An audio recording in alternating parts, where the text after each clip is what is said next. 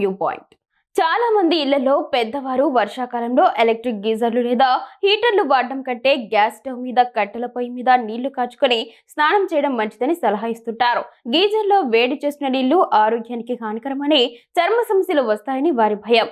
అయితే ఈ విషయంలో వైద్య నిపుణులు భిన్నమైన అభిప్రాయాన్ని వ్యక్తం చేస్తున్నారు.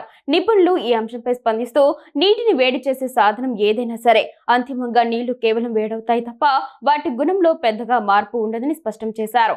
చాలా మంది గీజర్ నీళ్ల వల్ల చర్మం ముడతలు పడుతుందని లేదా జుట్టు రాలుతుందని ఆందోళన చెందుతారు. మనం గ్యాస్ స్టవ్ మీద నీటిని వేడి చేసినా లేదా ఎలక్ట్రిక్ హీటర్ వాడినా ఫలితం ఒకటని వివరించారు.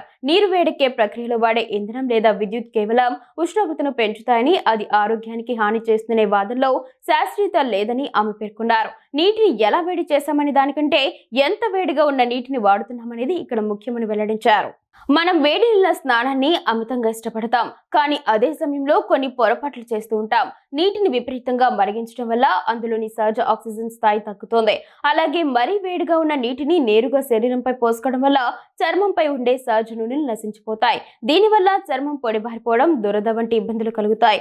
అందుకే నీటిని ఎక్కువసేపు మరగపెట్టకుండా గోరు వెచ్చగా ఉన్నప్పుడే వాడుకోవాలని నిపుణులు సూచిస్తున్నారు. వేడి నీళ్లు అందుబాటులో ఉన్నాయి కదా అని గంటలు గంటలు స్నానాల గదిలో గడపడం ఏమాత్రం మంచిది కాదని వెల్లడించారు.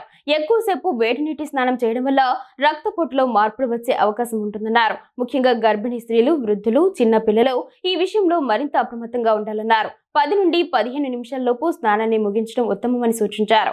ఎలక్ట్రిక్ గీజర్ల కంటే గ్యాస్ గీజర్లు వాడుతున్నప్పుడు మరింత జాగ్రత్తగా ఉండాలి. బాత్రూంలో సరిగ్గా గాలి ఆడని పక్షంలో కార్బన్ మోనాక్సైడ్ వంటి విష వాయువులు పేరుకుపోయే ప్రమాదం ఉంది. నిపుణులు చెప్పినట్లుగా గీజర్ లేదా హీటర్ ఏదైనా సరే అది నాణ్యమైన కంపెనీకి చెందినదై ఉండాలి. వైరింగ్ సరిగ్గా లేకపోతే ఎలక్ట్రిక్ షాక్ ముప్పుంటుంది. కాబట్టి స్నానానికి వెళ్లే ముందు స్విచ్ ఆఫ్ చేయడం లేదా పక్కగా ఎర్త్ సౌకర్యం ఉన్న పరికరాలను ఎంచుకోవడం మంచిదే.